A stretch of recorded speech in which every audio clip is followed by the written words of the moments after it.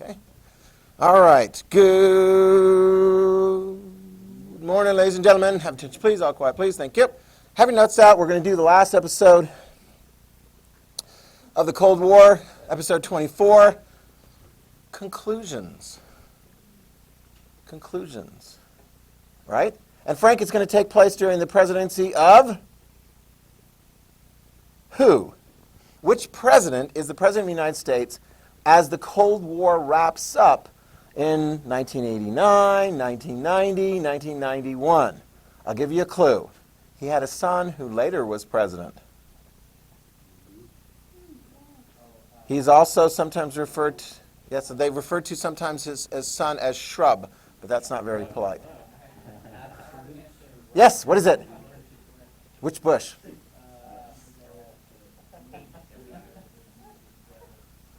There's either W or HW. That's right, HW. And you'll get this one much quicker. Who was the last leader of the Soviet Union? He'll be in there from 1985 until December. Shh. Quiet. 1985 until December the 25th of 1991.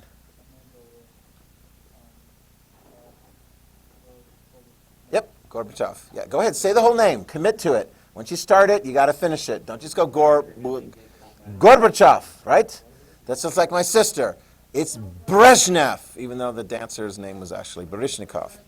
Okay? All right, so, yes, exactly. Oh, my gosh. All right, so episode number 24, look at this. We got a whole bunch of names and so forth. You ready to go in there? Some of you guys, you're like, I think I sort of remember some of this stuff from the 10th grade. Yes. That was the authoritarian government unit where I did sort of like, as an example, we did a case study of Russia to show why in Russia it was hard to establish like a democratic tradition, looking out for human rights and freedom and so forth like that, because Russia has faced so many national security challenges over history that the template seems to be going more and more back to sort of the authoritarian mode. Okay, democracy, and we'll talk about this a little bit too. In fact, write this down.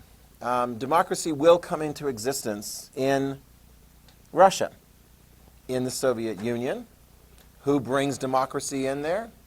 Julian. Who introduces and allows for democracy to be taking place on his watch in the Soviet Union? Mr. Gorbachev, right? Okay. Mr. Gorbachev, recount these ballots, right? And it's going to continue through the 1990s. And then it's going to run into trouble as we enter into the current century.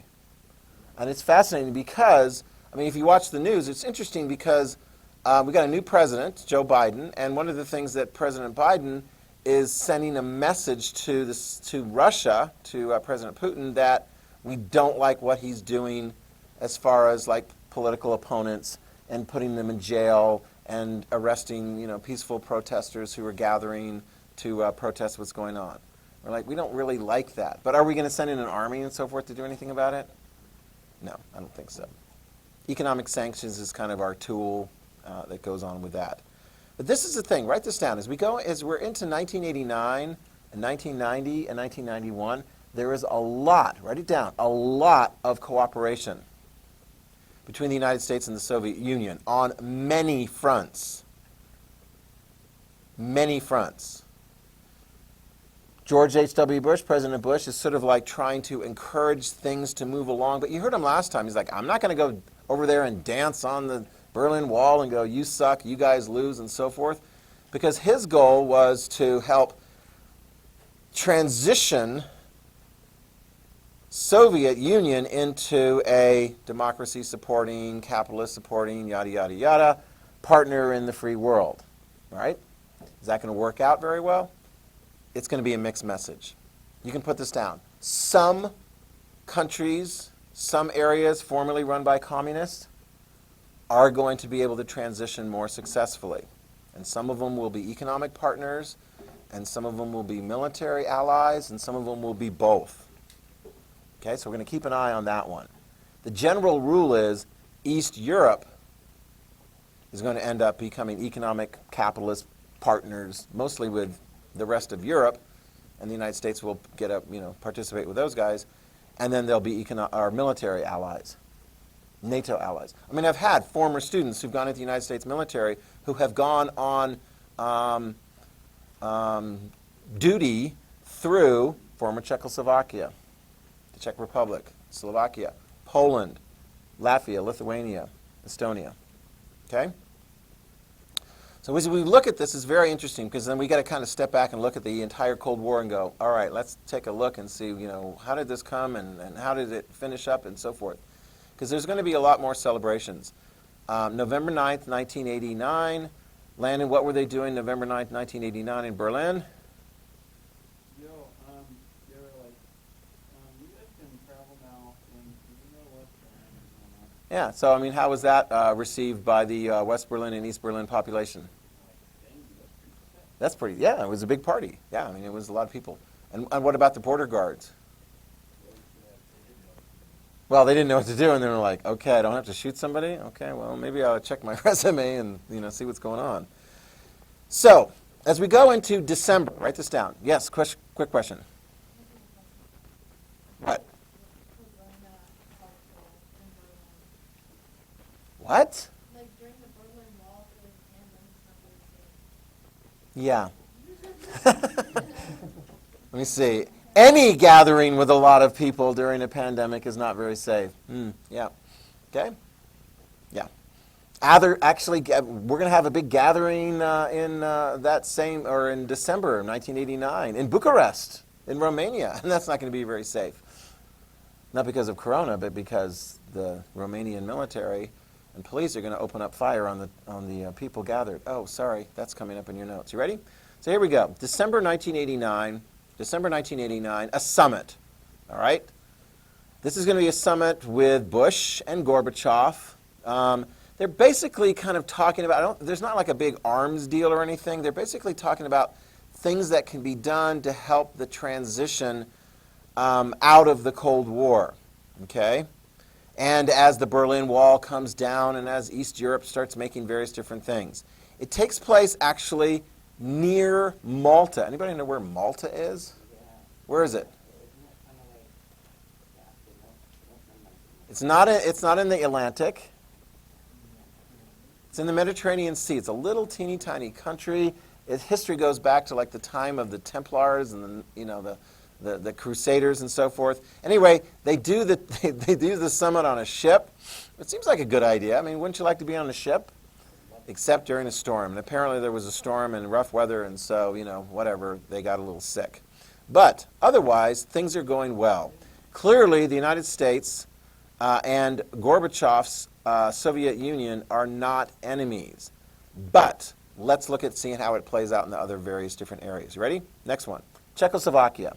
Okay? In Czechoslovakia, right, that had the Prague Spring in 1968. I mean, they were one of the ones that actually had democracy prior to World War II. They're looking at what's going on. They're like, yeah, we need to put some pressure on our hardline communist leader.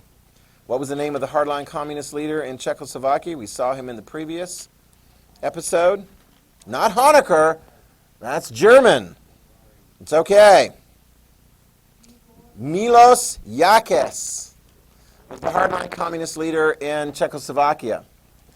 And he is going to be faced with massive gatherings of people.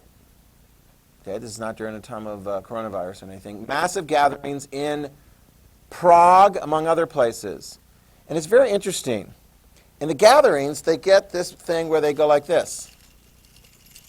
It's literally going to be part of like the gathering. They get up there and they're all shaking their keys and like, what the heck? I guess janitors really can go to town because they've got all kinds of keys and so forth. Yeah. Right? I mean, it's ultimately going to be referred to as the Velvet Revolution. It's also going to be nonviolent. It's pretty cool. It's going to have leaders like Václav Havel, right, the dissident poet who'd been previously jailed. And I think it was the one that you were, like in some of the videos, they showed like some guard that was like in the little like outpost, and every time he went, hi. Yes. Okay, thanks. Thank you. So, yeah, every time he went for a walk or went to the office or took his dog for a walk, there would be somebody guarding him. So it's a good thing that doesn't happen here when Olivia goes for a walk, somebody's not like watching her the entire way. So Václav Havel is going to be the leader, and there's going to be pressure, and so in November of 1989, the Communist Party is going to resign. Write that down. Peaceful removal of what had been a communist dictatorship in the country of Czechoslovakia. November of 1989. Yeah, I don't have the specific. Yeah, but it's like after the Berlin Wall, November. So, Mila Yakic just resigned in 1989 or because of the Velvet Revolution? Yep. So it's peaceful, and they're like, let me see, can they call on Gorbachev to send in the Red Army to shoot up the crowds? Don't even bother. Gorbachev's not going to do that. All right, well then they're going to send their own army out there to shoot up the crowd. Will the army follow the orders? I mean, seriously, write that down. Will an army follow the orders to support communist hardline dictatorship by shooting on the crowd? Let me just tell you, remember the Chinese? When they had the student protests and so forth there, and the army went and cleared them away? Oh, there's some important details about that. The army was kept sequestered in barracks prior to being sent in to clear away the students and other people in that in Tiananmen. They were told over and over again about the deprivation, supposedly, that had happened in the Tiananmen Square and how anti-Chinese and anti-communist and so forth. So those guys were pumped up, and they were ready to follow the orders and do it. Yeah. So, yeah, I mean, they like went in and shot people up. But in Czechoslovakia, is the communist leader like, can we like count on our troops to do that? No, because a lot of times the troops are brothers, neighbors, cousins, uncles of the same people who are actually protesting there. So, Velvet Revolution. Oh, here's one guy that was present in that. You'll see his name up there. Alexander Dupchek. He was the reform-minded Czech communist leader from 1968 who had been removed from power when Brezhnev shut things down. Ashton, are you following? I got lost. I thought we were talking about the revolution and you asked the question, so what do you guys think? Should you try soldiers follow orders every time you shoot at the crowd? And I thought you were going to say this, and then you said this. Okay, so they didn't? They didn't shoot on. Hey, And make sure you put this in there as well, Ashton, because I want to make sure you have accurate notes. The Czech communist leaders did not give those orders. They did not give orders to shoot on the crowd. Make sure and walk them through. I mean, but just totally separate. Don't write this down. Don't write this down because this is going to mess things up. But little Deng Xiaoping right over there, the tough communist leader in China, did he order his troops to shoot on the crowd? Yes. And did they? Yeah. Cross the stream by feeling the stones, and if you run into some problems, kill them. Okay. I mean, yeah. So, but make sure you put this down. Alexander Dupchek is present, so he's not dead, so he has an opportunity to be, cheered, as opposed to the leader of the Hungarian 1956 uprising. He had been killed, and so all they can do is disinter his body and then give it a proper funeral with honors and so forth. Got that?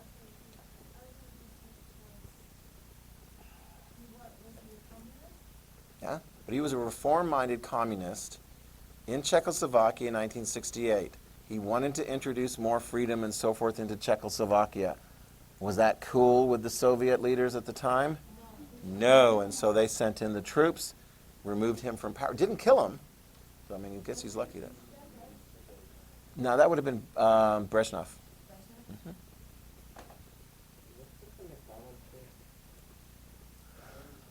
I didn't explain it. You got to listen. I will, and I'll give it a context. Hold that thought, because I'm going to give it a context, because I'm going to talk about, later on in your notes, you're going to write down, and McDonald's opened up in the Soviet Union. American corporations and cheeseburgers. I did it right at the very beginning. It's okay. It's all right. And we'll give it a context. Next, write this down. Romania. Things are not going to go so well in Romania. Okay? Some of you guys remember this from the 10th grade. It's okay. I'll spell it out here. Romania. They also have a hardline dictator. We met him in the last episode. Nicolae Ceausescu. And if you're like, is that how you pronounce that name? It looks like Ceausescu. It's Romanian. Pronounce things correctly. And so I think I know how to pronounce that one because I've heard it said enough times so it's stuck in my ear. Ceausescu. Nicolae Ceausescu. Right? And his name is, of course, referred to in the previous episode. Yep. So he was one of the ones, he's one of the hardliners who are like, Gorbachev, why are you doing this? This is wrong. We're hardline. We need to stick with the hard line. He's going to, make sure you write this down. Okay, ready, Ashton? He does give orders to troops to shoot peaceful protesters. And the first place that's actually going to take place is in the city of Timișoara. It's near the Yugoslav border. The people in Timișoara have been getting news through television, through Yugoslav television, not through Romanian television. They won't tell them on communist-dominated Romanian television. But they've been getting news about what's happening in East Germany and Poland and Czechoslovakia. And so now they're like, hey, let's try it here in Romania. In Timișoara, they start to protest in the streets. Ceausescu gives the orders. And many of them are shot and killed. Does that stop the protesting in Romania? No. It spreads, and it starts taking hold in the capital city of Bucharest. Ceausescu tries to sort of nip it in the bud by, instead of like waiting for the protesters to show up, he organizes a pro-communist, pro-Ceausescu rally in Bucharest, and he's starting to give a speech. And then, I guess the crowd had a lot of anti-Ceausescu people in there because they started jeering and booing him. And Ceausescu's like, he stopped the speech and gave the orders to the troops to open fire on these people. This is on December 21st. Yeah. So you're going to have a couple of days of violence where the troops are ordered to shoot the crowd. And the crowd is still coming out and they're still resisting. And eventually, make sure you write this down, the crowd persuades the vast number of Romanian military to switch sides. Yeah. And Ceausescu figures it out. You might think in time, because he gets on a helicopter to get the heck out of the country. But it's not quite in time, because what happens to that helicopter as he's trying to leave the country on December 25th? It is ordered to come down in Romanian territory, and there's Romanian military that takes Ceausescu and his wife into custody. And they have a trial right there on the spot. They get a verdict, they get a sentence, and they carry out the sentence on television. They executed him. It's like, here's the lesson. If you order your troops to fire on the crowd, and the crowd keeps coming and the troops switch over, don't be surprised if you end up dead. If you use that deadly option. And it's quite clear. Yakos, the hardline communist leader of Czechoslovakia, was he lined up against a wall and shot? Nope. The Jaruzelski, the Polish, the last communist leader in Poland, was he lined? He didn't order the troops in the latter part to shoot the crowd. Did he end up getting shot? No. You heard him on television. He's he's being interviewed. Same thing with Honecker. Ceausescu is the example of the exception. You order the firing on the crowd. Don't be surprised if you end up getting fired ultimately. And it's going to be pretty crazy in Romania for a while. You're going to have thousands, at least 1,000 or so killed in Romania as various different factions try to figure out who's going to be in charge. Because that's a messy end to communist rule in Romania. Okay? About 1,000. As various different factions are fighting with each other in the streets during that several-day period of time. The current government of Romania? All of these ones are ostensibly, and I think they're all full-fledged or in the process of becoming full-fledged European Union members, so economically they've adopted capitalism, but it takes a while to get that if you haven't had it for a while, and also NATO members. I want to say pretty much all of them are members of NATO, including some parts of the Soviet Union. Let's turn our attention now to the Soviet Union. You ready? Okay, the big picture, the big story. The Soviet Union. What is happening in the Soviet Union? Well, Gorbachev is in charge of the Soviet Union. All these things are happening in 1989, but now the attention turns back again to the Soviet Union, 1990 and 1991. What is Gorbachev going to do? Take a look here, because I like the fact that I picked up these two posters back in the day, back in 1985, because it reminds you, there's Lenin, communist person, there's the hammer and sickle, and there are all the flags for each of the Soviet socialist republics, all of the component parts of the old Russian Empire, that when the communists gained control, they're like, hey, we got a Ukrainian Soviet Socialist Republic. Eventually they added three more, the Estonian, Latvian, and Lithuanian Soviet Socialist Republics after they were taken over at the beginning of World War II, right? So, with all of this freedom and discussion and openness and so forth, I already told you this. There's a whole bunch of folks in the republics that are going, can we leave? Write that down.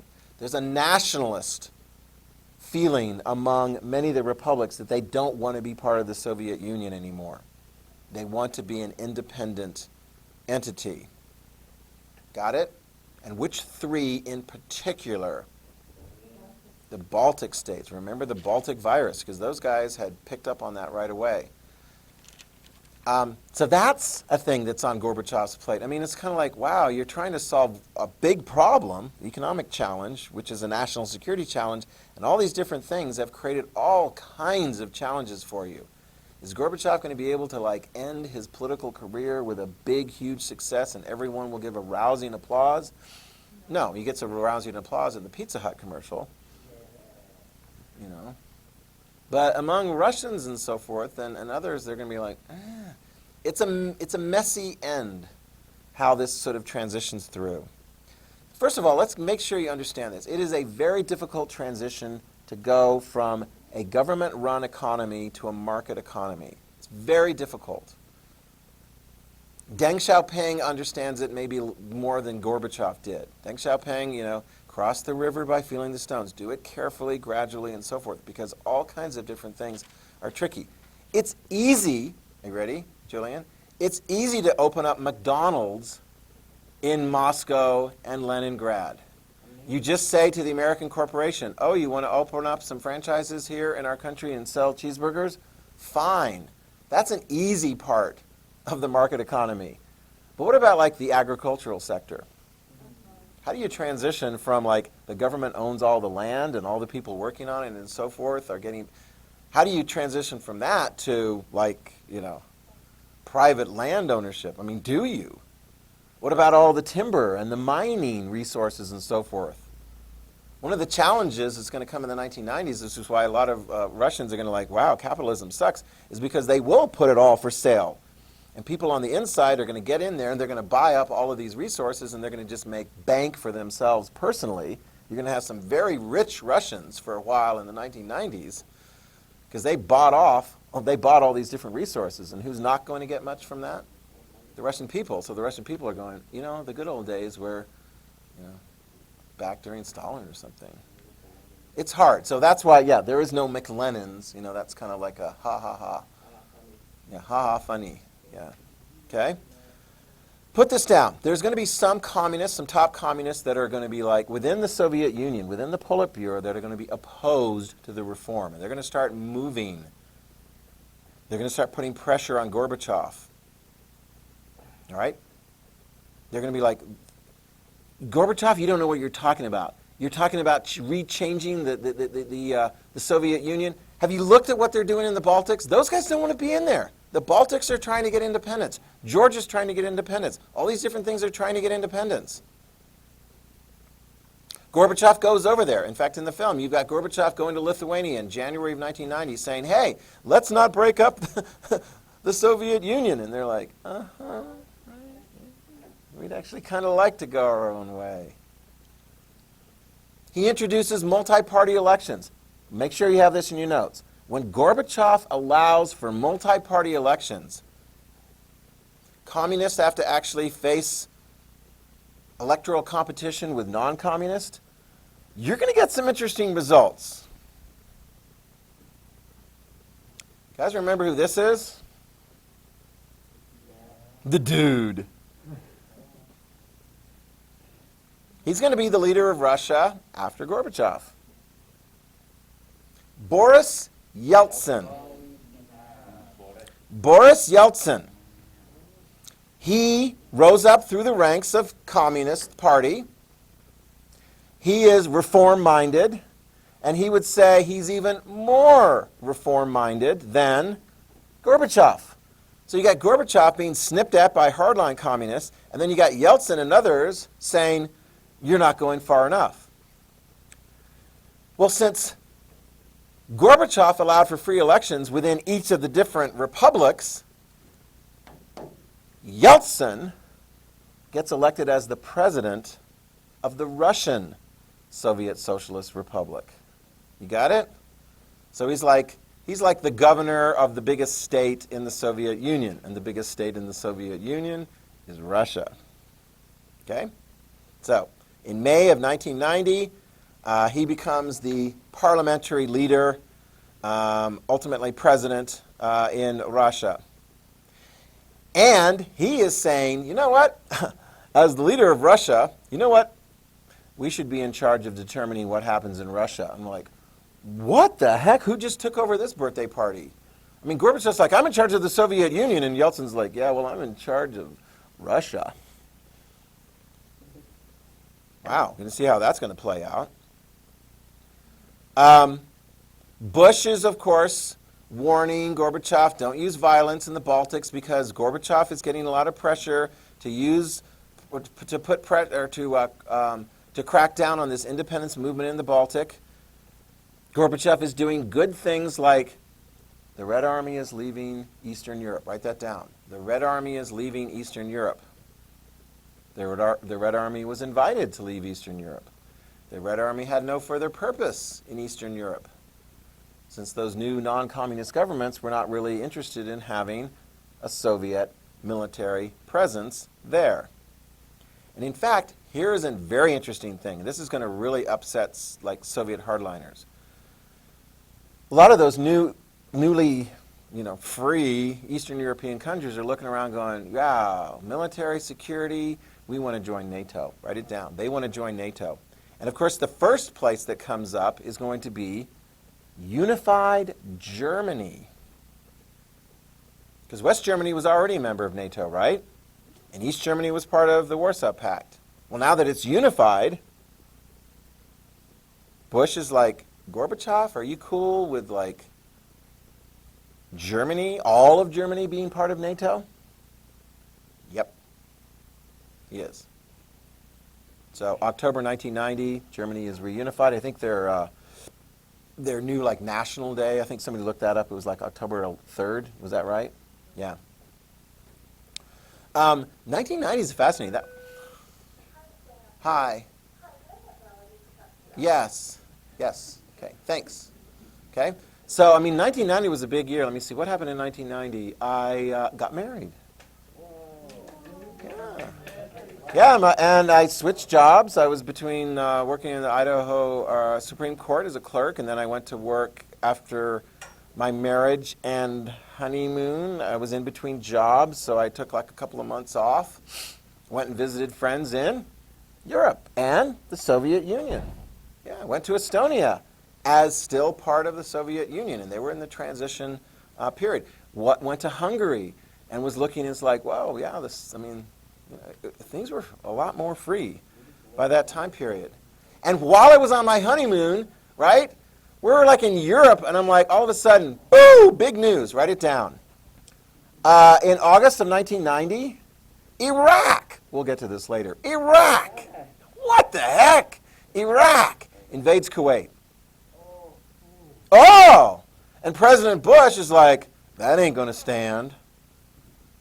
And starts to organize a coalition. We'll get into all the details of that later on, because there's a whole separate thing on the Iraq, the war in Iraq, the Persian Gulf War. But here's an interesting component of it. Through much of the Cold War, Iraq was an ally of the Soviet Union. So is this going to be like a Cold War kind of a conflict if the United States tries to come in and help Kuwait by fighting against Iraq, which had been friends with the Soviet Union? Bush checks with Gorbachev, and Gorbachev's like, well, I didn't tell him to do that. And actually, you know what? Gorbachev, write it down. Gorbachev condemns what Iraq has done. Wow. Yeah, it's a big wow. It's like, wow, that's real cooperation. So the United States and so forth are going to be putting together a coalition to kick the Iraqis out. More on that later. But as we go further into the year 1990 and then into the year 1991, hardline communists, make sure you write this down, hardline communists are putting pressure on Gorbachev that you're going too far, things are getting out of hand, and so he's like, well, what do you want me to do? Bring some of us in a little bit closer to your decision-making core. Fine. Write this down. The guy's name is Gennady Yanayev. Gennady Yanayev. I think I got that right. It's in there. It's right there. It's not Gennady. It's Gennady Yanayev. I believe it's how it's Yanayev. Okay? He is appointed as Gorbachev's deputy. Okay? He's a hardliner. So Gorbachev's like, well, these guys are complaining and so forth. We'll bring him in. So keep an eye on Gennady Yanayev. Sometimes, in order to keep, keep your friends close and keep your opponents even closer, although if you let them get too close, they might try and kill you. Deputy. A deputy, I want to say deputy, it's tough because Gorbachev has two positions. He's got the president of the Soviet Union position, and then he's got the general secretary of the Communist Party of the Soviet Union. So I want to say deputy is the political position. In any event, he's right in there too.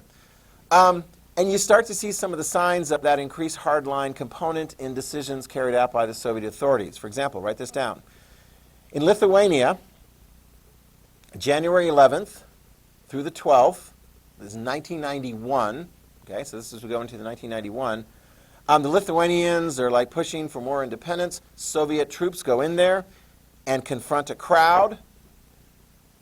And a crowd on January 13th, so within days, literally within a couple of days of the Soviet troops becoming active, the crowd is shot at and 14 are killed in Lithuania. This is 1991, in January of 1991. Because I remember this. I remember when it happened. Because if you look very closely, some of the people are like, Gorbachev's great, and they're like, what about this? Soviet troops opening up on a peaceful crowd demonstrating in Lithuania? I think Gorbachev is looking like he's got a little bit of, what is that on his fingers? Oh, that must just be pasta sauce or something like that. No, that might be blood on his fingers. Same thing happened actually in Latvia. There was another crowd protesting, and they were fired upon. So it's kind of like, there's some interesting questions going on here. How far is this going to go along? London, July 1991, Gorbachev and Bush are meeting to agree on new nuclear limits. Gorbachev's like, you know what, actually I could use, hey Bush, you kind of like what's going on here and so forth. Could I get a big loan or maybe just $1,000? Could you help us out here a little bit? Financial aid. This is really tough, this transition to capitalism. Bush is like, no, not quite yet, no. I mean, it's tough. Have you ever asked for money from somebody and they're like, no? How many of you guys are like, I would like to ask for money from somebody, but I'm not even going to bother asking because I know what the answer is going to be? No. Yeah, the government, yeah. So now things are starting to, 1991 is going to be very pivotal. And this is, of course, going to be the end of the Cold War. And here's how it plays out. Within the Soviet Union, Gorbachev has an idea, right? Because you've got all these independence movements and so forth in different parts of the Soviet Union. He's like, here's an idea. We're going to make a new Union treaty. All of the component parts of the Soviet Union are going to be part of a new Union treaty. We're going to sign it in a big ceremony in August. And all of the component parts of the Soviet Union, they're all going to get more autonomy, right? They'll still be part of the Soviet Union, but in fact, they actually had a name for it. They're going to call it like the Commonwealth of Independent States. You know, it's kind of like, probably the closest analogy to that is the Commonwealth of Nations. Anybody know what the Commonwealth of Nations is? I'll give you a clue. Queen Elizabeth II is the head of the Commonwealth of Nations, like the old British Empire. Some parts, if they separated on good terms, like Canada, Australia, New Zealand, they're part of the Commonwealth of Nations. A bunch of African nations are in there too. Guess which countries that used to be controlled by Britain are not part of the Commonwealth of Nations? America. And? I actually just covered this with the 11th grade, so you guys might not remember. Ireland. Yeah, Ireland. Yeah, they're like, forget about it. Right? So, this is Gorbachev's idea. Yananev thinks it's stupid. No, seriously, Yananev thinks it's stupid. And he doesn't just think it's stupid. He and his buddies think it's stupid and something needs to be done about it. So before the treaty is actually signed, here we go. Before the treaty is signed, Gorbachev's like, you know what, I think I'm going to get some nice warm weather. Where in the Soviet Union can you get some nice beachy warm weather and like stick your toes in the sand and it's kind of nice? And the southern part, yeah. In the Crimean region, on the Black Sea. On August 18th, in the Crimean region, Gorbachev is down there on vacation, right? He's got things in play, and then he's going to come back, from vacation and sign this new treaty that all the different component parts are going to be part of, he hopes. A delegation is sent down there and puts Gorbachev under house arrest. A delegation ordered by Yananev and other hardline leaders in the Soviet Union, including the head of the KGB and some of the other military leaders and so forth, they attempt a coup. It officially is announced on August the 19th. They basically are saying they are taking charge of the country, setting up an emergency committee. This was a shock. Not only to Gorbachev, because he's like, oh, I can't go anywhere. I mean, he's stuck in Crimea. He's under house arrest by, people who are loyal to Yananev, the coup leaders.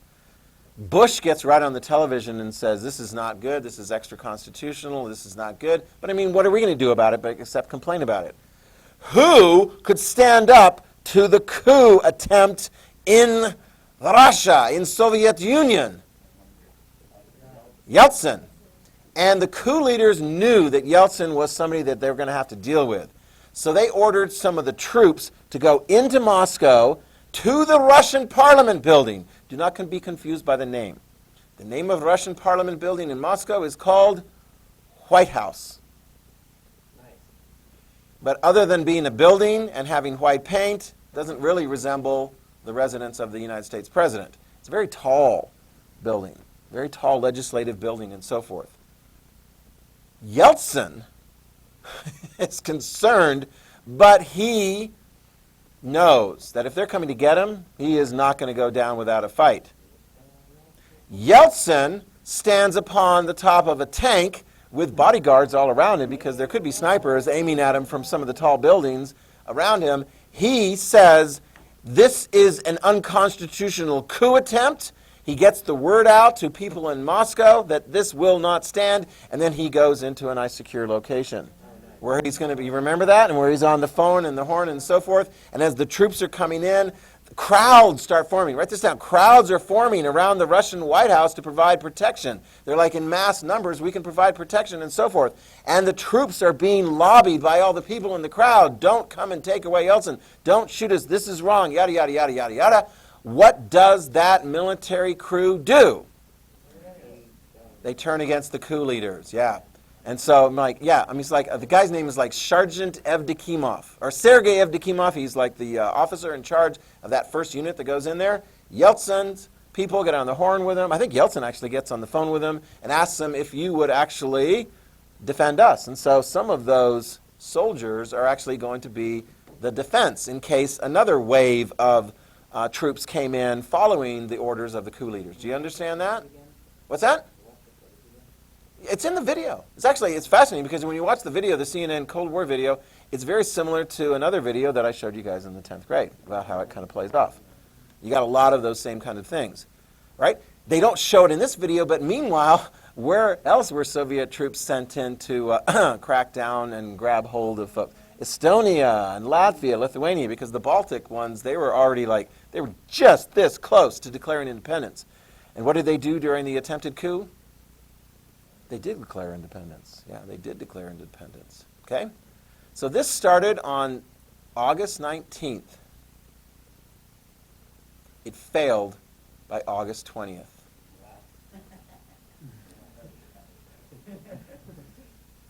And you know, this was really weird. I was just really weird because I remember that summer in Boise, right?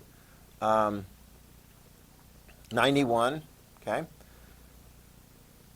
I went to go see a visiting choir. There was a choir that was visiting the area and was being hosted by people in this area that like choir music and so forth. Let me see. Really good choir music. They were from Estonia. In this very brief window when the coup attempt was taking place, I attended their performance.